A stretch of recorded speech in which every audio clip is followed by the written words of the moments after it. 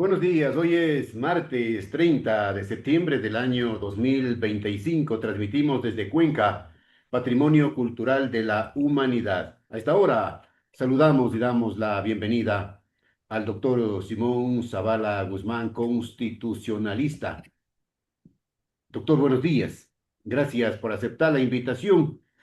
El tema de esta entrevista, o los dos temas de esta entrevista, tiene que ver con la Corte Constitucional y, lógicamente, el paro nacional indefinido sin visas de solución. Pero empecemos, doctor Zavala. La Corte Constitucional dio luz verde al gobierno, al Ejecutivo, para que consulte al pueblo sobre la Asamblea Constituyente, si quiere o no quiere asamblea. Comencemos por allí. ¿Cuál es su comentario sobre este tema? Mire, señor licenciado, muchas gracias por su invitación. Yo debo decirle que me parece que como nunca en la historia de nuestro país, se hace absolutamente necesario que vayamos a una constituyente. ¿Por qué razón? Porque jamás en la historia de este país hemos tenido ni se ha vivido la situación que el Ecuador está viviendo en estos últimos 20 años. Realmente sería cansar a la audiencia señalar cuál es la situación que estamos viviendo, porque todos la conocemos y la estamos tratando de sobrellevar. Pero aquí viene una cosa que es muy importante que yo deseo recalcar. He escuchado a una serie de voceros que señalan que realmente no debería darse una asamblea constituyente porque a cada momento esas asambleas constituyentes pretenden refundar el país, que no es el momento más adecuado el que se haga esta constituyente por la situación política que vivimos en el país, que es importante que de alguna manera nos pongamos de acuerdo porque la nueva constitución que debe redactarse debe ser el fruto de un pacto social entre los ecuatorianos. Y aquí viene mi primera puntualización. Es verdad que en países donde existe un nivel de conocimientos, de educación política, si cabe el término, eh, una constitución es el fruto de un pacto social, porque toda la gente dentro de un plano civilizado se puede entender en función de querer un mejor país y de solucionar los problemas más graves. Pero en la situación que vivimos, ¿cómo puede ser esta constitución el fruto de un pacto social si vemos claramente que no se puede negociar bajo ningún punto de vista con las mafias políticas ni con las organizaciones criminales, mafias criminales que tienen secuestrado territorialmente este país, que tienen brazos políticos en la Asamblea Nacional, donde vemos a cada momento cómo aparecen los defensores de las mafias políticas, donde vemos que hay una función judicial corrompida, con excepciones, por supuesto, porque sí hay jueces, hay fiscales correctos, pero tomada por una cantidad de operadores judiciales que son realmente la muestra de la corrupción judicial, que tenemos una función ejecutiva donde hay una gran cantidad de miembros de todas estas bandas tomadas la institucionalidad del Estado. Entonces, las personas que actuamos correctamente. No podemos bajo ningún punto de vista ni conciliar, ni negociar, ni podemos ponernos de acuerdo con esas mafias criminales y esas estructuras de criminalidad organizada. Entonces, yo creo que ahora más que nunca se hace necesario el que haya una constitución, pero una constitución donde efectivamente el pacto social sea entre la gente decente, la gente honesta, la gente digna, la gente que no tiene rabo de paja y que no tiene un historial delictivo social en la historia de nuestro país. Por esa razón considero que debe ser esa constitución la que en estos momentos venga a tratar sobre la problemática terrible y establezca las disposiciones legales, constitucionales, para poder frenar toda esta situación delictiva que estamos viviendo. Una constituyente, doctor Zavala, que se haga una constituyente para que hagan una nueva constitución, gente preparada, gente que tenga intereses por el país, no intereses personales de grupo, de esas mismas mafias, una constitución nueva que beneficie al país, a la mayoría. Sí, yo estoy totalmente de acuerdo. Lo que usted acaba de exponer es precisamente lo que debería hacerse, es el camino correcto, ir efectivamente a una constituyente. Claro que primero tenemos que ir a la consulta popular para determinar si el pueblo ecuatoriano quiere o no quiere que se realice la constituyente. Yo estoy seguro de que el pueblo ecuatoriano se va a manifestar mayoritariamente, más todavía viendo lo que está ocurriendo en estos momentos, una paralización que ocasiona una cantidad de daños. Ya tenemos un muerto, eso era lo que querían los que estaban y los que están dirigiendo este paro, tener un muerto para victimizarse, para culpabilizar al gobierno y más que al gobierno, a las Fuerzas Armadas y a la Policía Nacional, acusándolos de una represión bárbara y terrible. Bueno, ese es un tema para más adelante, el tema de las manifestaciones y de la represión. Eh, y si el pueblo, doctor Zavala, usted que es constitucionalista, que analiza con la ley en la mano, y si el pueblo ecuatoriano le dice no al presidente, no a la constituyente. Bueno, yo creo que de todas maneras, operar eh, con la constitución que tenemos es posible. Es posible en los términos de que, si bien es cierto, es una constitución garantista, pero aquí hay una cosa que yo creo que deberíamos efectivamente señalar. Los instrumentos jurídicos no son malos de por sí. Las disposiciones constitucionales y legales no son malas porque sí, se vuelven malas cuando la utilización es mañosa, es indebida, es incorrecta, se vuelven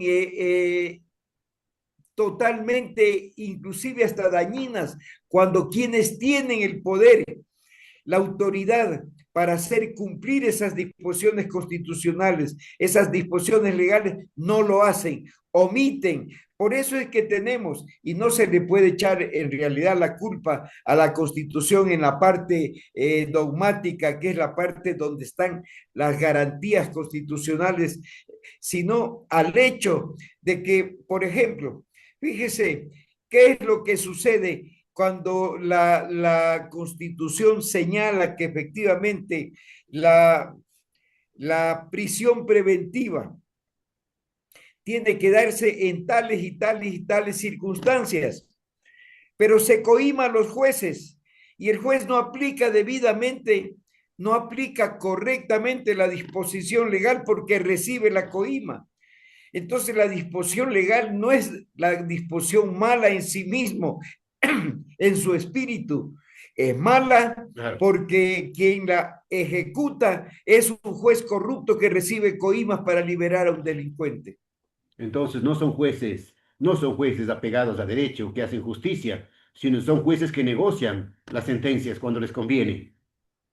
Así es, licenciado, y lo hemos visto en estos últimos 4 o 5 años con todos los casos metástasis, purga, etcétera, etcétera. Sería largo enumerar. Y hemos Largo, visto largo, cómo sí. una gran cantidad de jueces están presos. El propio presidente del Consejo de la Judicatura que dijo que era un hombre que bajaba de las estrellas y que quería ser presidente de la República, está preso. Y así tenemos una cantidad de operadores de justicia que felizmente han sido denunciados de una u otra manera y que están encarcelados. Esa es la demostración más palpable de la podredumbre de cierta gente en la administración de justicia que tuerce las disposiciones legales, que las interpreta a su gusto y a su sabor porque de por medio está la paga. Esa misma Corte Constitucional que avaló, que dio paso, que dio luz verde al gobierno para el tema de la consulta al pueblo sobre la Asamblea Constituyente, esa misma Corte Constitucional le acaba de declarar inconstitucional dos leyes. Así es. Ahí estamos viendo, por ejemplo, que si bien es cierto, en un momento determinado la Corte puede, porque tiene la facultad de señalar que no se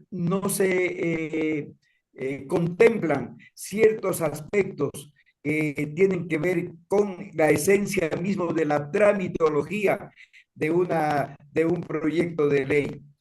Pero aquí es donde tenemos que considerar que estamos en dos situaciones paralelas dentro del derecho.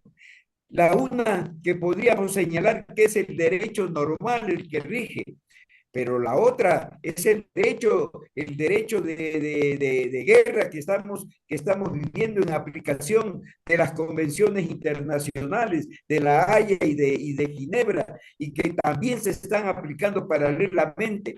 Entonces, la Corte Constitucional debía haber tomado en cuenta esa situación que en estos momentos está por encima de un derecho normal que es el que debe aplicarse en circunstancias normales.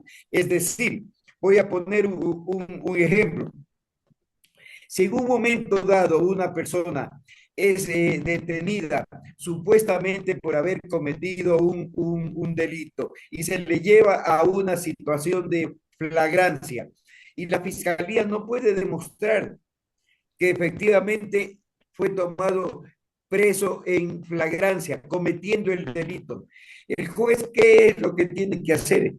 Tiene necesariamente que disponer su libertad, o máximo puede disponer una prisión preventiva por 24 horas, que es una prisión para la investigación, y hasta ahí llegan sus límites.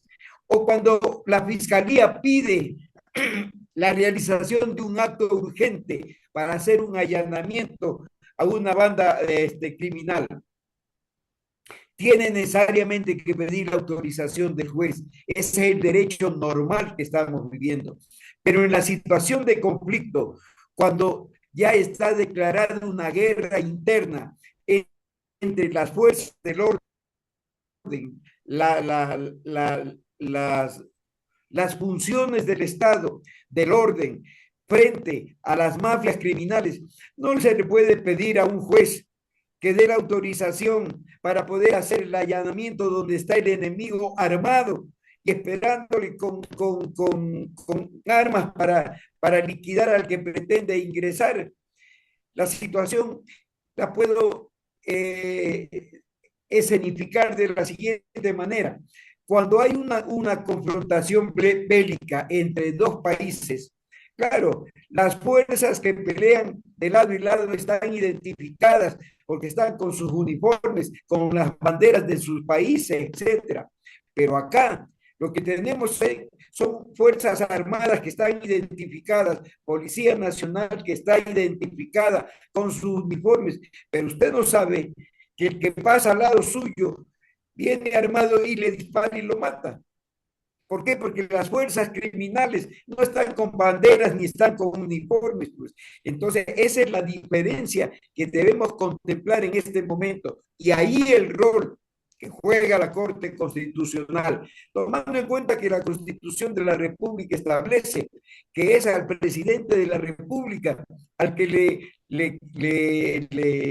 le cabe o por disposición constitucional le faculta determinar cuál es el concepto de la ley que presenta como proyecto y la urgencia de esa ley. Si ya naturalmente se envía a través de demandas a la Corte Constitucional para que se pronuncie por su constitucionalidad o inconstitucionalidad, ahí también podemos ver quienes en un momento dado presentan una demanda de esa naturaleza para que la Corte Constitucional tenga en sus manos la posibilidad de, supuestamente aplicando disposiciones constitucionales, calificar de tal o cual manera y bajarse dos leyes que en este momento son absolutamente imprescindibles porque estamos viviendo un conflicto bélico interno, como ha sido claramente definido. Ahora, Entonces, estamos viendo también cómo de alguna manera hay ciertos brazos que se articulan para desde el punto de vista jurídico buscar la posibilidad de torpedear los instrumentos legales que necesita el poder, el orden establecido, la sociedad representada por la función primordial del Estado, que es conexión asamblea con poder ejecutivo, para que se bajen las leyes de esta manera y le dejen desarmado de alguna manera al ejecutivo que está comandando la acción bélica contra la criminalidad existente en este país.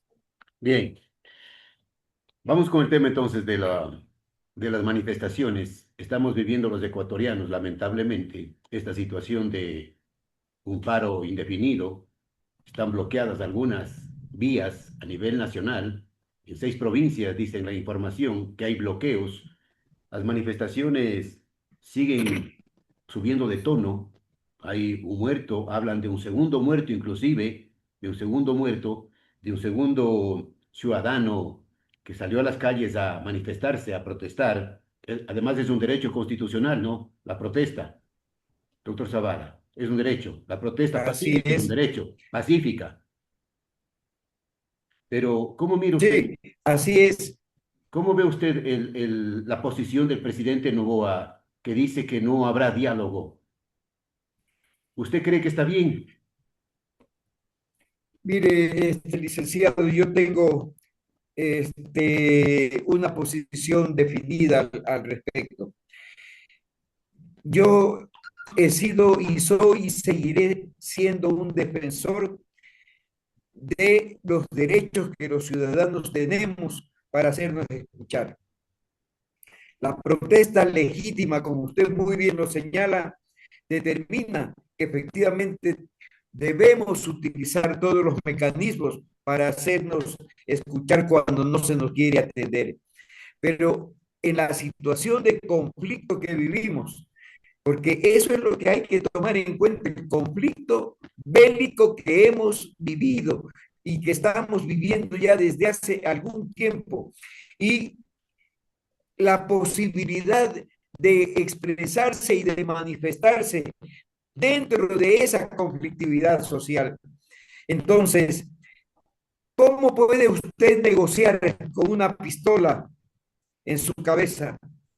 Las protestas son legítimas y yo no soy defensor de este gobierno, no tengo por qué serlo, ni soy defensor de las Fuerzas Armadas, ni de la Policía Nacional, ni nada. Muchas veces me ha tocado hacer escuchar mi pensamiento contrario a los abusos que se han cometido también en este país por parte de las fuerzas del orden. Pero en este caso, las protestas no podían ser de esta manera como se han planteado. Muy bien, vamos a paralizar el país.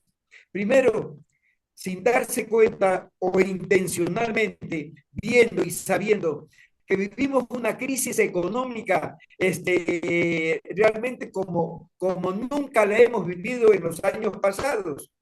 Y a eso es como echarle gasolina al fuego, porque si vivimos una situación económica tan crítica, un país endeudado que tiene que ir a buscar recursos económicos a través de los préstamos y que no se diga que se ha acudido al Fondo Monetario Internacional. En el tiempo del señor Correa acudió 2 o 3 veces al Fondo Monetario Internacional para recibir este dinero, en épocas en que inclusive el barril de petróleo tenía un precio por encima de los $100.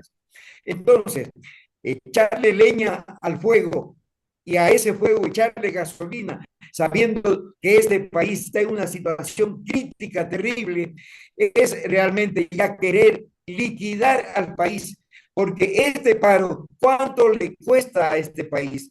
No es solamente el hecho de que se afecte de esa manera únicamente a los empresarios, aquí todos salimos afectados. ¿Por qué? Porque una paralización de esa naturaleza interrumpe, por ejemplo, el proceso educativo de los niños, de los jóvenes y de las personas. Interrumpe hasta el comercio ambulante del que vive mucha gente pobre que tiene que Una salir simple día a tienda, día para ver una simple tienda se complica. una simple tienda se complica. Entonces, ahí ya vemos realmente dónde está una intencionalidad gravísima, porque se supone que esas personas que están impulsando esto también son ecuatorianos. Claro que ya hemos visto que en las manifestaciones hay extranjeros infiltrados y que en todas estas bandas existen extranjeros infiltrados y que conjuntamente con elementos nacionales conforman y constituyen todas estas organizaciones criminales. Pero la verdad es que esta es una situación que busca destruir el Estado Nacional. Es decir, de un Estado que yo lo he considerado un Estado casi o definitivamente un narcoestado, un Estado fallido por las situaciones que vivimos social, políticamente, etcétera. Pero ahora ya es ir a la liquidación del Estado Nacional, empezando por derrumbar totalmente la economía, una economía que está desgraciadamente en los suelos, donde vemos que el presidente de la República está buscando las formas de solucionar Pero económicamente, y es que hora, el empresariado está buscando tratar de solucionarlo. doctor Zavala, y es hora que el presidente llame al diálogo, creo yo, como estadista, como hombre que respeta la Constitución y la democracia, un hombre que demuestre que es tolerante, a pesar de que hay estas manifestaciones violentas, ¿no? Que no compartimos tampoco de lado y lado, ninguna represión conduce a nada bueno. La violencia genera violencia de parte y parte, pero el presidente debería llamar y decir, sentémonos en una mesa a dialogar, hagamos las mesas para analizar los problemas y ver qué soluciones vamos dando a las justas peticiones, muchas de ellas del pueblo ecuatoriano. Mire, licenciado Cedillo, yo creo que esa es la tarea de un presidente de la República, buscar la concordia, buscar las posibilidades de pacificación, entrar a las mesas de diálogo, tratar efectivamente de solucionar. Pero yo he escuchado el día de ayer en el programa 24 horas de Andrés de Carrión a la vicepresidenta de la CONAIE con una demostración realmente de prepotencia, decir, no señor, no vamos a ningún diálogo, aquí o retiran el decreto ejecutivo por el que se alza el diésel, o Termino. no hay absolutamente diálogo. El señor Vargas acaba de señalar, lo he escuchado en algunos noticieros, nosotros no vamos a levantar el paro. Es decir, o se arrodilla el presidente de la República o hasta aquí llegamos porque vamos a seguir en nuestro paro. En esas circunstancias, personalmente, ¿qué tipo de diálogo puede darse? Entonces nos lleva a otra situación más grave todavía, porque si en este momento el presidente de la República cede, se habrá acabado este país, porque seguiremos ya con esa práctica. Miren lo que sucedió en el 2019, en el 2022, es decir, ya son prácticas que tienden no solamente a liquidar al país desde el punto de vista económico, político, etcétera, sino también físico y materialmente. La destrucción de Quito en el 2019 fue una de las cosas gravísimas. ¿Quién ha podido reparar todos estos daños? ¿Acaso no sale la reparación de los mismos recursos económicos que tiene y dispone el Estado, que lo pagamos todos los ecuatorianos? Por unos, Entonces, doctor esa Zavala, situación tenemos también que contemplar en el análisis. doctor Zavala, lamentablemente por unos pagamos todos, por unos pagamos todos, lamentablemente, ¿no? Las consecuencias estamos pagando el pueblo ecuatoriano por esa tosudez de parte y parte, porque no se sientan en una mesa y dialogan en aras de la paz, en aras del progreso, en aras del bienestar del pueblo ecuatoriano, porque ya no toleramos más este ambiente de incertidumbre, de pobreza. Pero está bien, doctor Zavala, que el gobierno bloquee cuentas de dirigentes.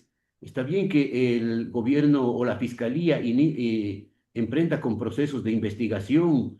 Está bien que se bloqueen los celulares, que se corte la energía eléctrica de comunidades.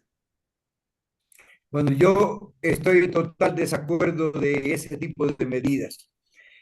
No me atrevo a calificar si están bien o no están bien, porque veo que se han iniciado una cantidad de procesos penales ya contra las dirigencias que están impulsando este paro, bajo la figura del Código Orgánico Integral Penal, de la paralización de los servicios básicos y de los servicios públicos, y que ya están citados para este viernes algunos de los dirigentes que tienen que ir a rendir su Versión. versión o su declaración.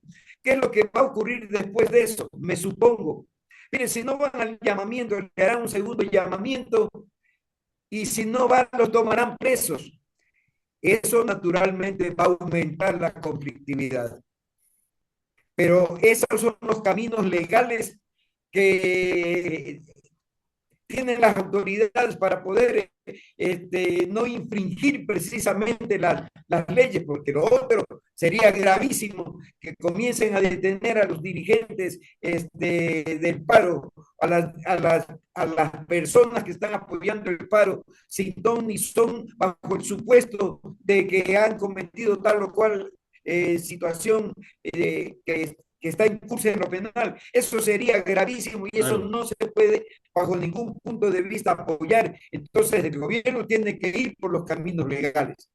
Pero aquí es donde la situación o se endura terriblemente y después vienen ya las detenciones y después viene ya otro tipo de represión o en definitiva los que dirigen este paro y los representantes del gobierno deciden ponerle fin a esto, dialogar y Ya. entrar a una situación de razonabilidad social. Perfecto. Doctor, ya para concluir, la ONU, la Organización de las Naciones Unidas, le está pidiendo al presidente Noboa, urgente, que dialogue, que busque la paz. Bueno, a mí me parece bien todos los llamados que se hacen de organismos que en un momento determinado que debían haber intervenido, porque miren, los personeros de la ONU, los personeros de la OEA, de los organismos internacionales, saben precisamente que el diésel sale por las fronteras ecuatorianas del norte y del sur para el contrabando, salen para contribuir a que la cocaína pueda realizarse de mejor manera. Claro. Es decir, sale por diferentes caminos para cumplir diferentes. Todo eso lo saben, pero no dicen absolutamente nada, y no de ahora, porque perdónenme, no es el problema de ahora, esto lo venimos viviendo ya desde hace mucho tiempo. Una cosa es que gobiernos anteriores, como el gobierno de Correa, les haya dado permisibilidad para que esta situación continúe como una cosa normal. Y yo le digo una cosa, no es el hecho de que quienes tenemos un vehículo, por ejemplo, nos sintamos afectados por una situación de esa naturaleza, porque quienes tenemos un vehículo somos la gente de la clase media para abajo. Y ya el vehículo, el automóvil, ni siquiera es el único vehículo. Ahora estamos inundados de las motocicletas porque es un vehículo mucho más barato. Pero igual lo sentimos, pues. Pero nosotros pagamos los impuestos. Y aquí hay una cosa, licenciado, que es importante que nosotros veamos, porque ahí está el origen de la cosa. Mire, en el mundo, en nuestro país y en el mundo, se ha globalizado dos tipos de economías. La economía ilegal, que se nutre de la industria de la guerra, porque la reconstrucción significa mucho dinero para las grandes empresas que entran en la reconstrucción.